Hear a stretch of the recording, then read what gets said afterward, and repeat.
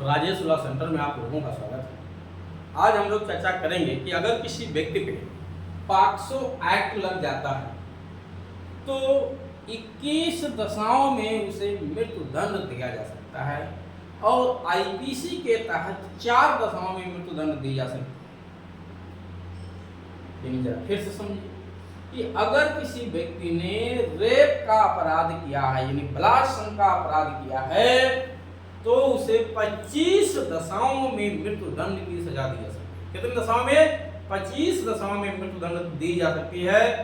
भारतीय न्याय संहिता में 4 दशाओं में और पॉक्सो में 21 दशाओं में। मैं उन दशाओं की चर्चा करूंगा, पूरे 25 दशाओं की चर्चा करूंगा, मन बाई मन करूंगा और डिटेल में इसके बारे में आपको बताऊंगा। कब पॉक्सो एक्ट लगेगा, कब नहीं लगेगा और लगने के बाद कब कब मृत्यु दंड दिया जा सकता है। तो पहले मैं उन दशाओं का उल्लेख करूंगा जो 25 दशाएं हैं, ठीक है। पहले 4 दशाएं आईपीसी में 21 प्लस 4 बराबर 25 मैंने लिखा है। 4 दशाएं आईपीसी में अगर किसी व्यक्ति पे केवल और केवल आईपीसी के तहत मुकदमा दर्ज हुआ है और वो 4 धाराओं में दर्ज हुआ है, यानी धारा 65 की उपधारा 2 में दर्ज हुआ है, यानी 12 वर्ष से कम आयु की महिला के साथ बलात्कार करने का आरोप है, तो निश्चित तौर से वहां पॉक्सो ही लगना ही लगना। अगर नहीं भी लगा या पॉक्सो लग भी गया है तो भी उसे मृत्यु दंड दी जा सकती है। दूसरी धारा है 66। धारा 66 के तहत भी मृत्यु दंड दिए जाने का प्रावधान किया गया। अगर जो है महिला के साथ बलात्कार किया गया है, धारा 70, धारा 71, ठीक है। तो धारा 65, 2 धारा 66, धारा 70, धारा 71। 71 में रेप का रिपीटिशन करने, धारा 70 में यानी अगर किसी व्यक्ति ने रेप के अपराध में पहले भी दोषी ठहरा गया है, दोबारा भी अपराध करता है रेप का अपराध, महिला की उम्र कुछ भी हो, उससे कोई मतलब नहीं है, तो उसे फांसी की सजा भी दी जा सकती है। ध्यान दीजिएगा, धारा 71 में मिनिमम सजा आजीवन कारावास है, मैक्सिमम फांसी की सजा।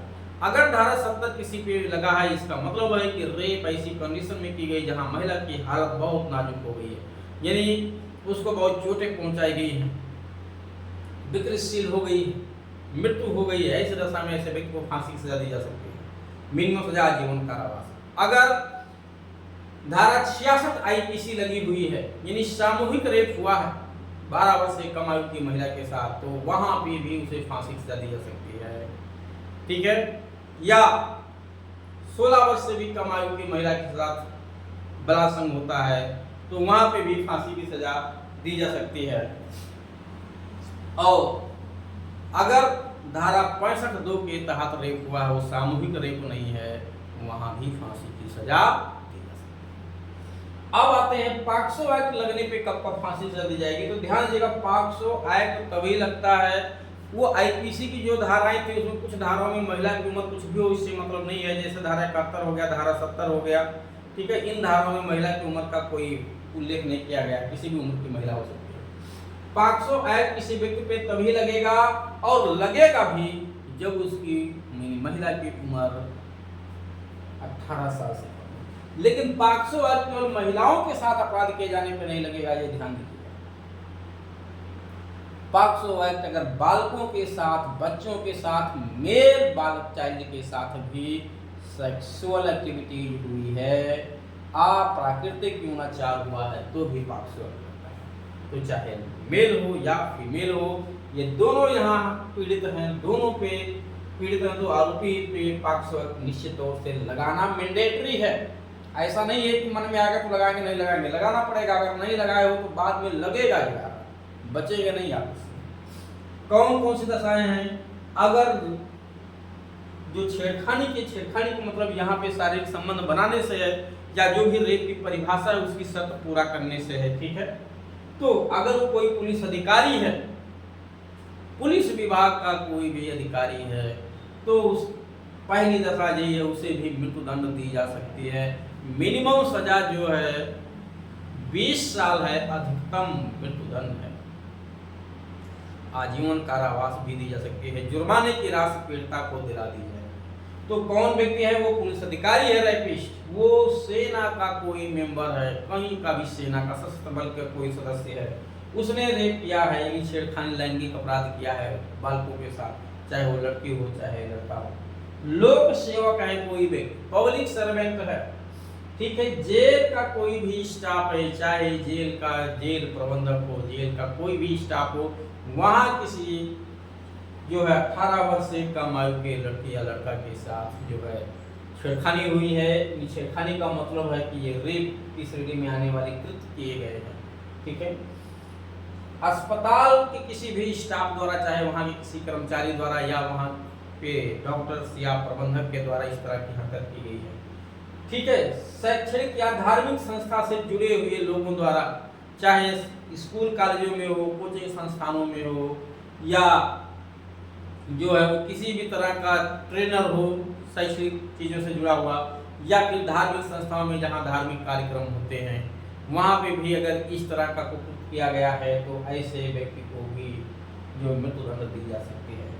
सामूहिक हुआ है यानी यहाँ पे संख्या 1 से अधिक है तब भी आरोपियों को मृत्युदंड दी जा सकेगी, ठीक। उसके बाद घातक पदार्थ, कोई घातक पदार्थ या कोई गर्म पदार्थ दिया गया है, कोई क्षारक पदार्थ तेजाब वगैरह डाल दिया गया है, इस तरह का कोई पदार्थ राड से गर्म करके बालकों के साथ इस तरह का अश्लील हरकत किया गया है, कोई क्षति कर दी गई, घोर उपहत्या कर दी गई, मारा गया, हाथ पैर टूट गया है, ठीक है, इस तरह की हरकत करके जो संबंध बनाया गया है वहां पे भी ये धारा लागू होती है, ध्यान दीजिएगा। या ऐसी दशा में जहां वो व्यक्ति मानसिक रूप से पागल हो, चाहे लड़की हो या लड़का मानसिक रूप से पागल है, या वो गर्भवती है महिला पहले से, उसके साथ शारीरिक संबंध बनाते हैं जिसकी उम्र 12-18 साल से कम है, या कोई ऐसी बीमारी से आप ग्रसित हैं जो उसके अंदर संक्रमण फैल जाता है, जैसे आरोपी जो एड्स नामक बीमारी से ग्रसित है और महिला के साथ, बच्चे के साथ इस तरह की हरकत करता है जिससे उसको संक्रमण हो जाता है, या उसकी मृत्यु हो जाती है, तो वहां पे भी जो है मृत्युदंड तक की सजा का प्रावधान है। वो व्यक्ति चाहे वो लड़की हो चाहे लड़का, चाहे मेल हो या फीमेल हो, मंद बुद्धि का है, उसके साथ संबंध बनाते हैं, बार बार संबंध बनाया गया है, इससे अधिक बार रेप किया गया है या छेड़खानी मतलब इस तरह की हरकत की गई है, तभी ये धारा लागू होती है। 18 साल से कम है तो नातेदार, ठीक है, तो बार बार किया गया है, या ऐसे बालक की उम्र 12 साल से कम है तब भी मृत्युदंड का प्रावधान है, या जो है नातेदारी में वो आ रहा है, जिस व्यक्ति ने संबंध बनाया है वो रिलेशन का व्यक्ति है, क्योंकि रिलेशन के लोगों पे भरोसा किया जाता है, उन लोगों ने भरोसे को तोड़ा है, उन्हें भी फांसी की सजा दी जा सकती है मैक्सिमम। सेवादार व्यक्ति है, कहीं ऐसी जगह महिला नियोजित है जिसकी जिम्मेदारी है उसकी सेवा भार करने की, या कोई ट्रस्टी है, न्यासी है, ऐसे लोगों ने छेड़खानी की है बच्चे के साथ या लड़की के साथ भी शारीरिक संबंध बनाया है, या जो भी रेप की डिफिनेशन में कृत्य आते हैं वो किया गया है, या ऐसे किसी लड़की के साथ इस तरह की छेड़खानी की गई है, हरकत की गई जो प्रेग्नेंट हो गई है, गर्भवती हो गई है उस कार्य से, तो ऐसे व्यक्तियों को, या उसका हत्या का प्रयास करने की कोशिश के साथ ऐसे बालक के साथ जो है गलत कार्य किया गया है, या किसी हिंसा में कहीं हिंसा हो रही थी, सामुदायिक हिंसा हो रही थी, जातिगत हिंसा हो रही थी, धर्मगत हिंसा हो रही थी, उस हिंसे का फायदा उठा करके वहां रेप किया गया, जैसे गोधरा कांड में हुआ, या जिस जो आरोपी है वो पहले से भी किसी अपराध के लिए, रेप जैसे अपराधों में पहले से भी दोषी ठहराया गया, या रेप करने के दौरान महिला को नग्न घुमाया गया है, नंगा किया गया, उसको घुमाया गया है पब्लिक प्लेस पर रेप के साथ साथ। इन सभी दशाओं में टोटल 21 दशाएं हैं, इन सभी दशाओं में जिस व्यक्ति ने ये हरकत की है, अगर अकेले है तो अकेले, या एक से अधिक है तो सभी साथियों के साथ, उसे अधिकतम सजा अगर 500 लगी है तो मृत्यु दंड तक दी जा सकती है इन दशाओं में, या कम से कम 20 साल की सजा तो होनी ही होनी है, साथ ही साथ आजीवन कारावास भी दी जा सकती है। और जो महिला को कोई जोखिम हुआ है, बच्चे को जोखिम हुआ, खतरा हुआ है, चोटें आई हैं, उसका इलाज कराने का भी पैसा आपको देना पड़ेगा, और उसका आप जो जुर्माना लगाया जाएगा वो जुर्माने की राशि पीड़िता को दिला दी जाएगी, ध्यान दीजिएगा। तो ये पॉक्सो एक्ट लगने पे ये प्रभाव होगा। अभी कौन सी धारा इसमें लगेगी, ध्यान दीजिएगा। तो इन कंडीशनों में, सभी कंडीशनों में धारा 5/6 लगेगी। 500 कौन सी धारा लगेगी? 5/6 लगेगी। लेकिन एक बात मत भूलिएगा, कि इसके साथ आईपीसी नहीं लगेगी, आईपीसी तो लग जाएगी, ठीक है। पॉक्सो के साथ हमेशा आईपीसी लगेगी, लेकिन आईपीसी के साथ हमेशा पॉक्सो लगे जरूरी नहीं है। और अब आईपीसी की जगह भारतीय न्याय संहिता हो गई है, तो भारतीय न्याय संहिता की धारा के साथ साथ हमेशा पॉक्सो एक्ट लगे ये जरूरी नहीं है, लेकिन पॉक्सो अगर लगा हुआ है तो भारतीय न्याय संहिता की धारा रेप की जरूर लगेगी। अगर इसके बाद भी किसी को कोई भी समस्या है, कोई भी कठिनाई है, कोई बात नहीं समझ में आती है, किसी भी मामले में आप परेशान हैं, लड़के की उम्र यहाँ 18 साल से कम है जो आरोपी है, अन्य कोई भी मैटर है, तो आप इस दिए गए नंबर पे संपर्क करके अपनी सुविधा अनुसार जानकारी ले सकते हैं। उसकी जो रिजनेबल फीस है वो आपको जमा करनी है।